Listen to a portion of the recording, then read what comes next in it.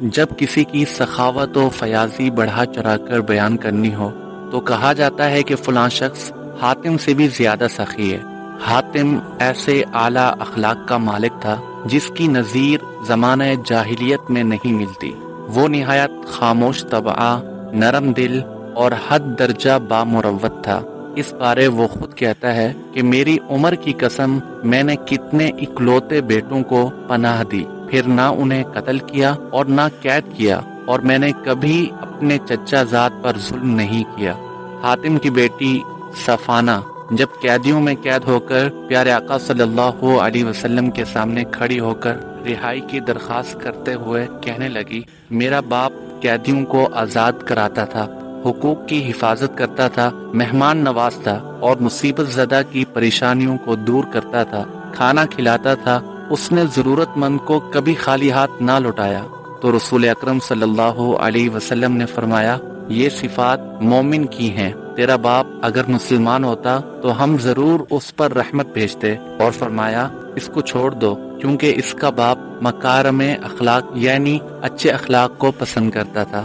حاتم بن عبداللہ بن سعد بن اخزم الطائی کا والد بچپن میں ہی فوت ہو گیا تھا۔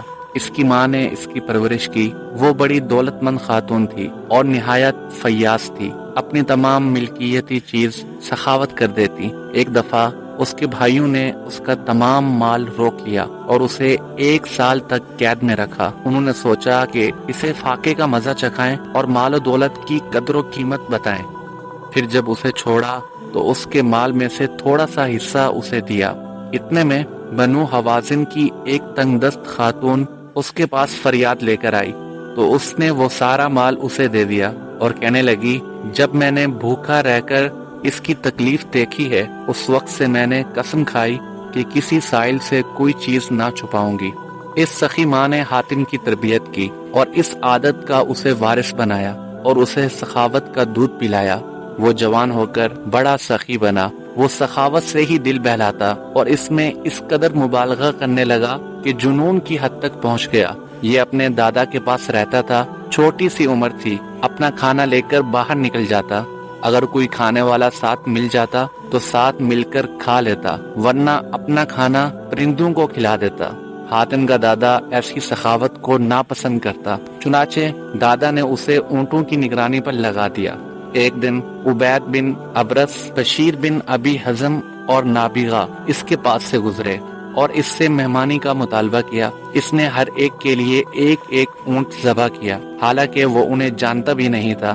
جب انہوں نے اپنے نام بتائے تو سارے اونٹ ان میں تقسیم کر دیے۔ وہ تقریباً 300 تھے اور خوشی خوشی گھر آیا، دادا کو مبارکباد دی، کہنے لگا، میں نے دائمی عزت کا ہار آپ کے گلے میں ڈال دیا ہے۔ پھر جو کچھ ہوا پورا قصہ سنایا اور دادا نے یہ معاملہ سن کر کہا، اب تو میرے ساتھ نہیں رہ سکتا۔ حاتم نے کہا، مجھے اس کی کوئی پرواہ نہیں۔ پھر یہ اشعار کہے، میں تنگ دستی و ناداری میں لوگوں سے اجتناب کرتا ہوں اور مالداری کی حالت میں ان کے ساتھ مل جل سکتا ہوں اور اپنے سے غیر آہنگ شکل ترک کر دیتا ہوں۔ میں اپنے مال کو اپنی عزت و آبرو کے لیے ڈھال بنا لیتا ہوں اور جو بچ رہتا ہے مجھے اس کی پرواہ نہیں۔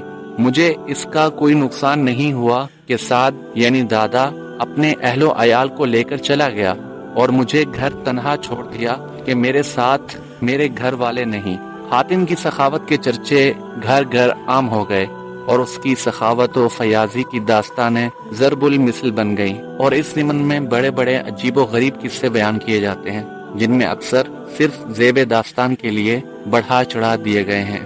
ابن عرابی کے مطابق حاتم ہر میدان میں کامیاب ہوتا ہے، جب جنگ کرتا ہے تو وہ غالب آ جاتا ہے، جب وہ مقابلہ کرتا ہے تو سبقت لے جاتا ہے۔ حاتم ہر روز 10 اونٹ ذبح کرتا اور لوگوں کو کھانا کھلاتا اور لوگ اس کے پاس جمع ہو جاتے تھے۔ حاتم نے نوار نامی عورت سے شادی کی، پھر یمن کے بادشاہ کی بیٹی معاویہ بنت افرس سے نکاح کیا۔ ان دونوں بیویوں سے اس کے 3 بچے عبداللہ، صفانہ اور عدی بن حاتم پیدا ہوئے۔